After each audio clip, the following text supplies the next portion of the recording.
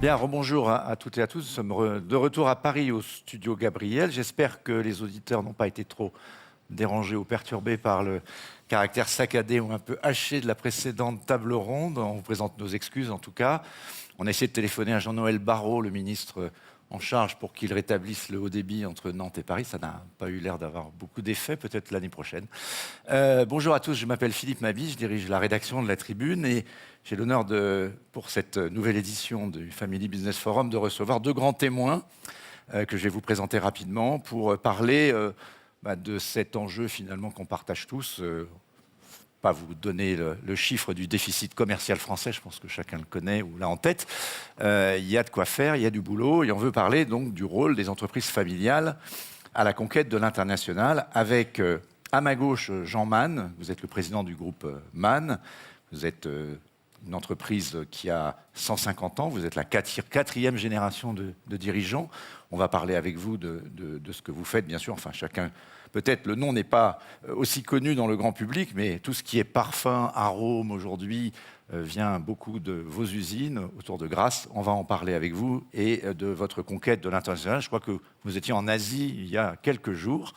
Et à ma droite, Olivier Schiller, vous êtes le président de Septodon. Alors vous êtes la troisième génération d'une entreprise qui a 90 ans contre 150 ans. Bon, ça fait quand même déjà de très belles histoires d'entreprise. Et vous me disiez que vous n'aviez que 7% de votre chiffre d'affaires réalisé en France. Je ne sais pas pour vous, Jean Mann, vous allez nous le dire, mais... 6%. 6%, vous voyez, donc le match est à peu près équilibré. On va commencer avec vous peut-être, Jean Mann, si vous le voulez bien, prenez le micro. J'ai souvenir de vous avoir interrogé, je ne sais pas si vous vous en souvenez, j'étais venu à Nice il y a une bonne dizaine d'années, au tout début de la nouvelle aventure de La Tribune. On avait fait un forum déjà un peu sur ces questions-là. Et j'avais été frappé par à la fois votre histoire familiale et effectivement cet engagement très fort déjà de volonté de conquérir à l'international. Donc ce que j'aurais envie peut-être que vous nous disiez, c'est quoi finalement aujourd'hui la conquête de l'international quand on est une entreprise comme la vôtre qui part d'une tradition effectivement en France, les parfums, et qui aujourd'hui est en train de se développer comme un groupe industriel partout à l'étranger. Alors je vais peut-être commencer par être provocateur, mais je dirais vive la globalisation ou vive la mondialisation, parce que... C'est la bonne année pour dire ça en plus. Je ne sais pas, mais en tout cas...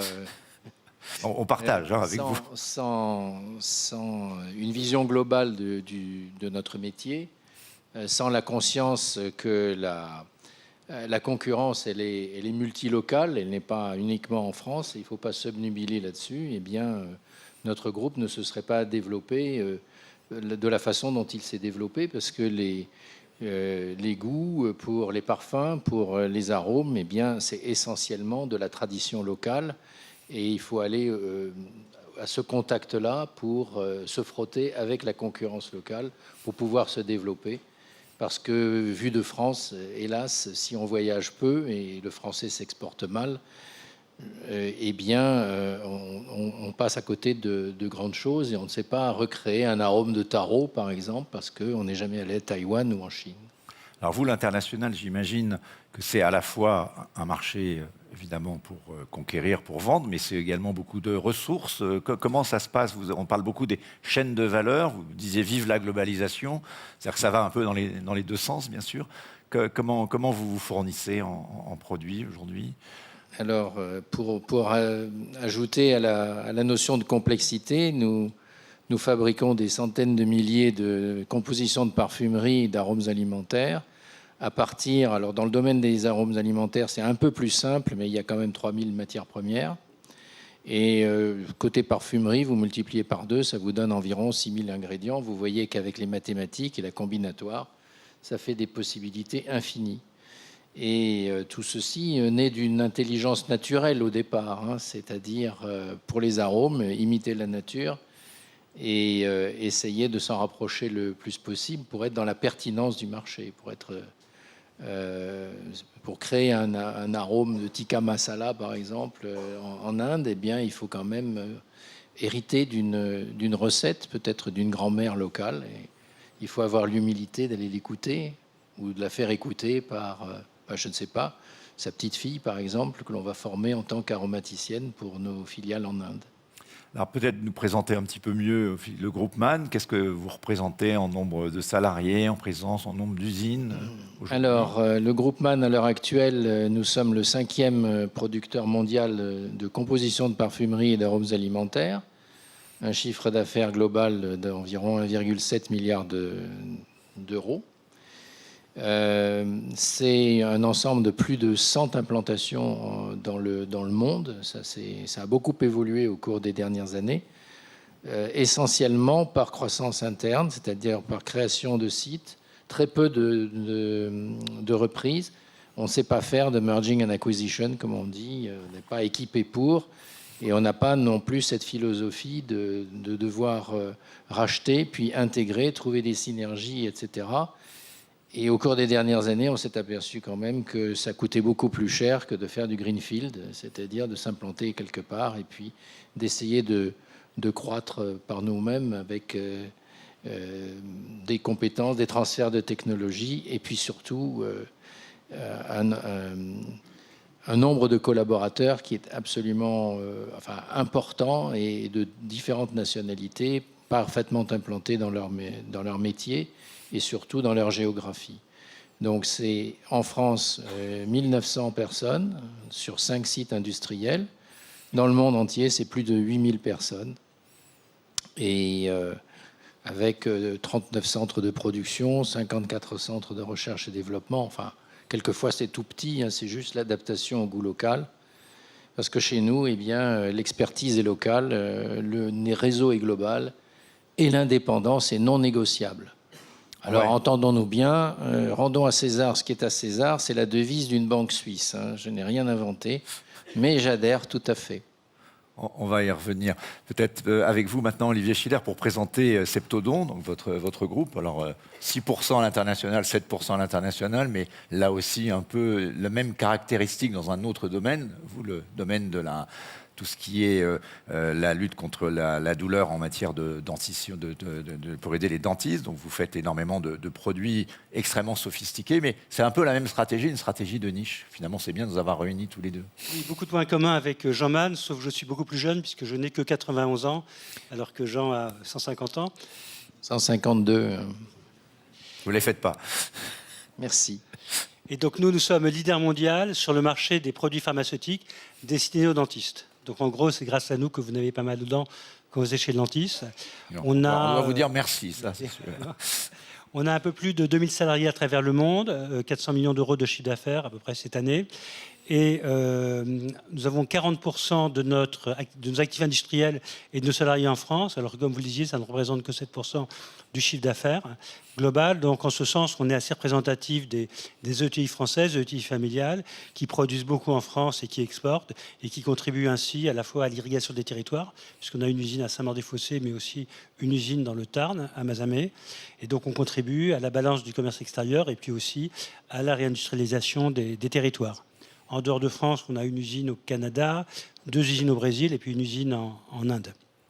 Alors, ce qui me paraît intéressant peut-être de dialoguer avec vous, c'est qu'on a pris comme thème ce thème de l'engagement. Qu'est-ce que c'est pour vous l'engagement et est-ce que vous sentez avoir une mission à l'international? On dit beaucoup que reconquérir avec les ETI, il y a eu le projet Étincelle là, qui vient, c'est le énième plan gouvernemental pour créer les 1000 ETI qui nous manquent. Bon, tout ça est très très bien, mais l'enjeu, c'est effectivement pas seulement de regarder le marché français, c'est de faire grandir à l'export, réindustrialiser certes, mais pour pouvoir exporter. Comment est-ce que vous vous sentez engagé dans ce projet avec les autres ETI?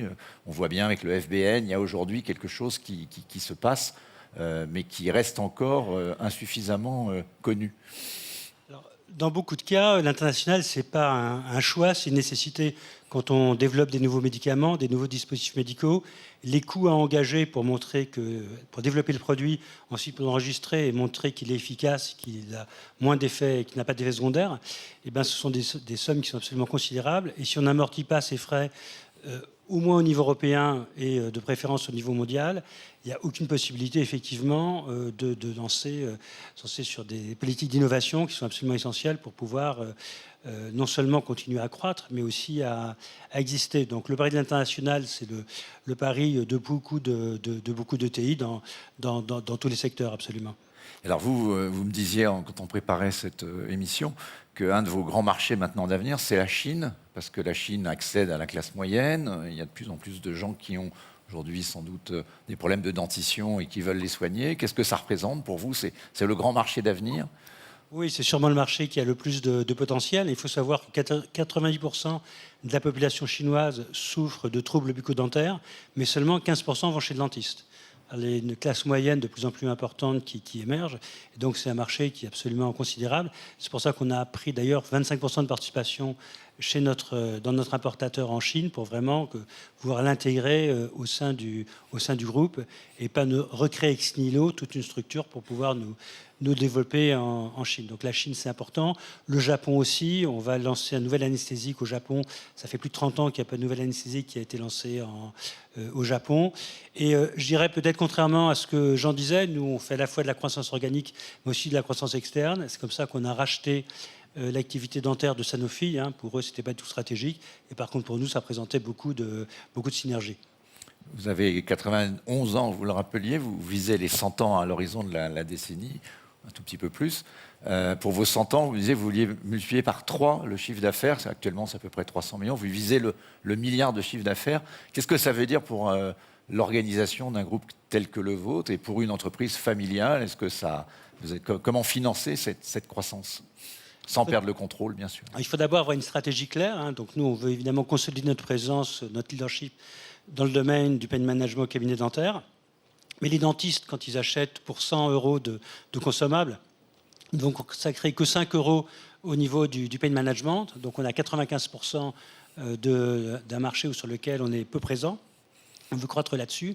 Puis on veut aussi capitaliser sur notre savoir-faire.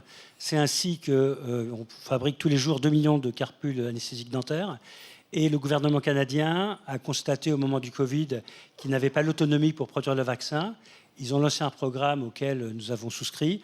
Et donc on a agrandi notre usine canadienne à côté de Toronto et fait un partenariat avec Moderna. Et nous allons donc faire ce qu'on appelle le fill and finish, c'est-à-dire le remplissage des produits Moderna pour le Canada dans une première étape et peut-être ensuite sur d'autres territoires. Bon, le problème, c'est que les gens ne se font plus vacciner, apparemment. Enfin, c'est un peu baissé.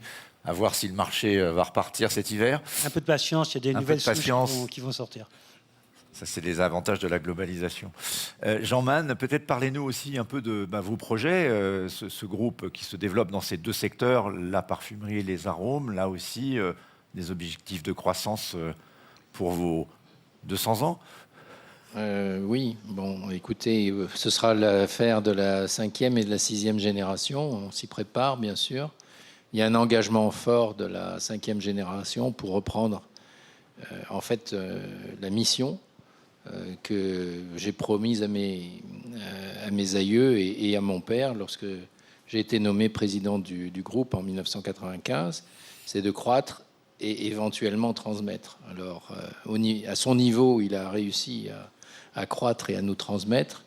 À notre niveau, ça commence à devenir un petit peu plus difficile. Heureusement que les pactes du Trey Jacob sont là pour nous aider. On en parlera un petit peu tout à l'heure. Je pense. Mais c'est plus difficile, puisqu'on en parlera tout à l'heure, on peut en parler un peu tout de suite. Oui. C'est plus difficile aujourd'hui, quand on atteint la taille de votre groupe, en France, dans l'environnement. Est-ce que c'est spécifique à la France ou c'est parce que vous avez atteint une taille où il va falloir changer de structure? Écoutez, je reviens d'Indonésie. En Indonésie, il n'y a pas de droit de succession. Je reviens des Philippines. En Philippines, il n'y a pas de droit de succession. Donc, ils se demandent comment on a réussi à rester 100% capital familial en France à la 4e génération. Alors, il y a eu des drames, bien sûr, on ne va pas y revenir.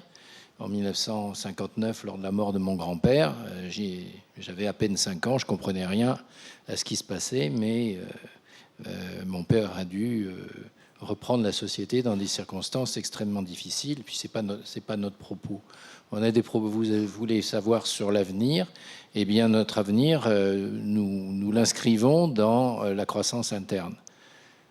Pour de nombreuses raisons, parce que, encore une fois, ça coûte, je pense, moins cher de créer des usines flambant neuves et puis de les faire auditer par nos clients et de montrer par là qu'on s'intéresse à leur marché, à leur spécificité de marché.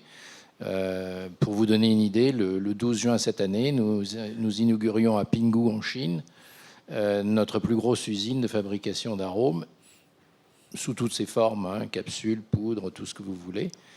Et c'était quand même un investissement de 90 millions d'euros.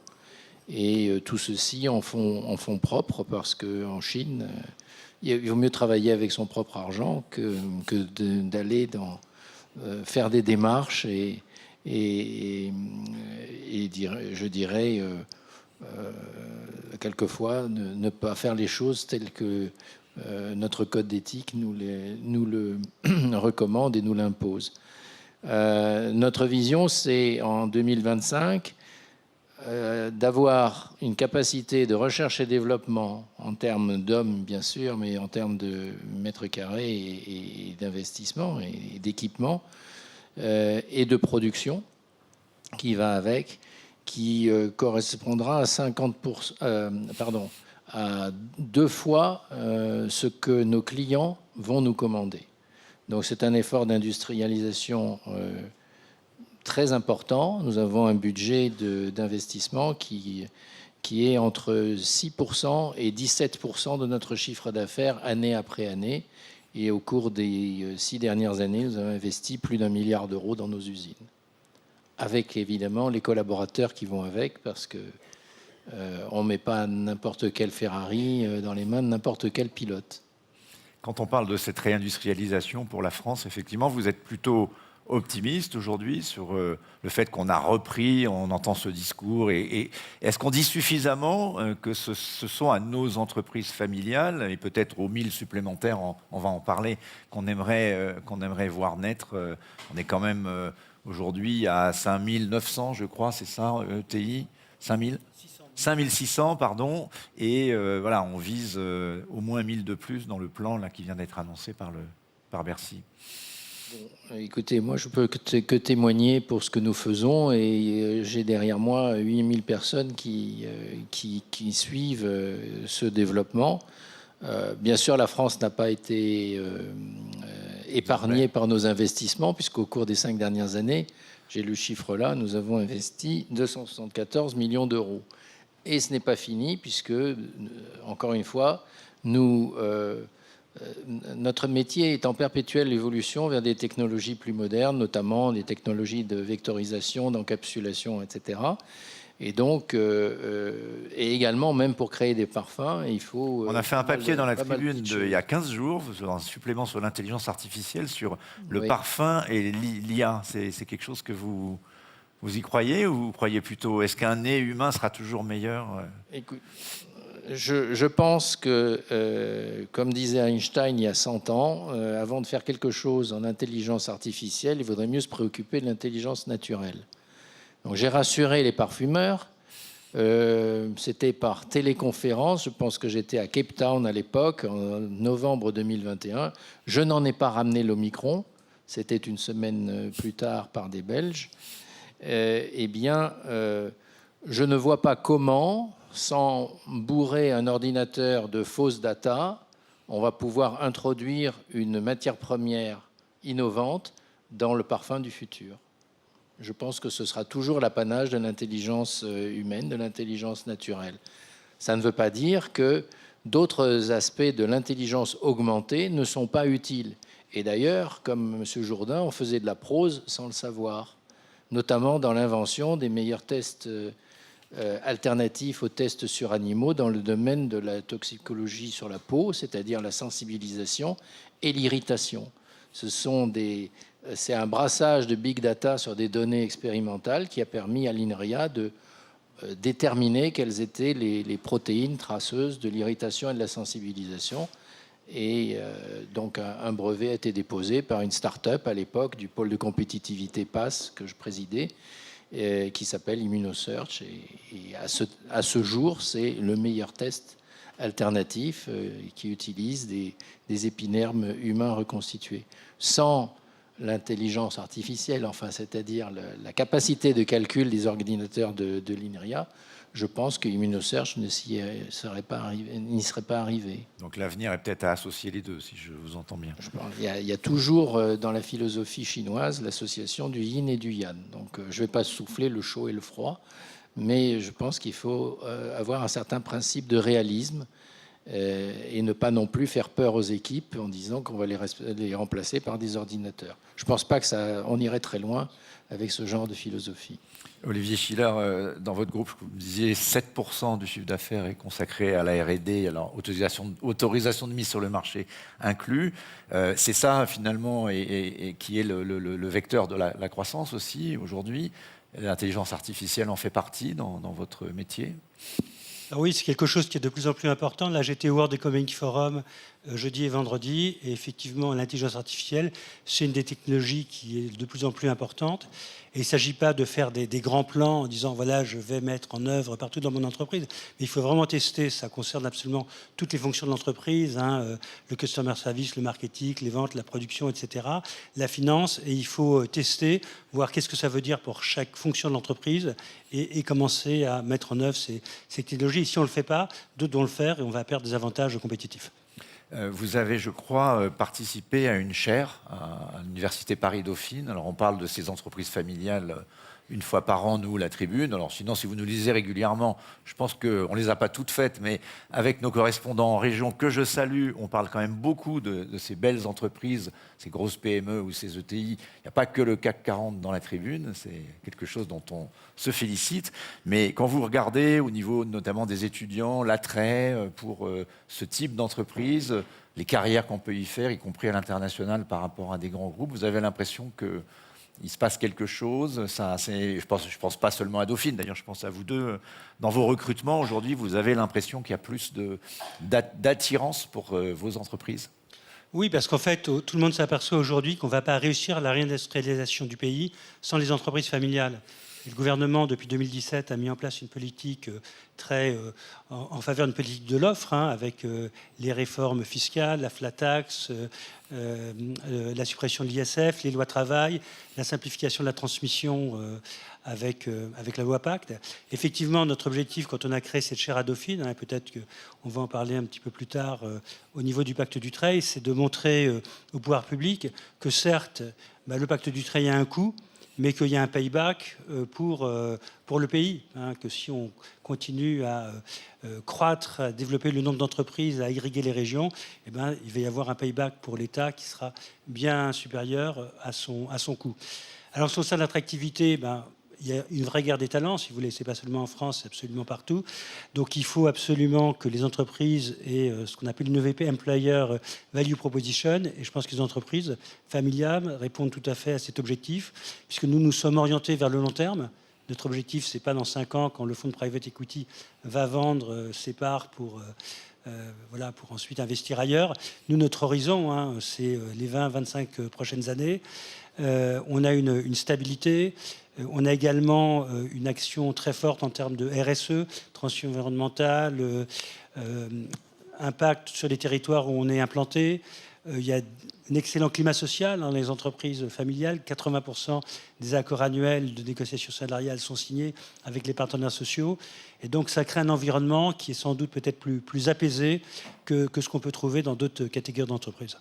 Jean-Man, vous aussi, les recrutements, vous avez l'impression qu'aujourd'hui, vous êtes des entreprises plus préférées par les jeunes, notamment, pour ce côté familial, justement, engagement?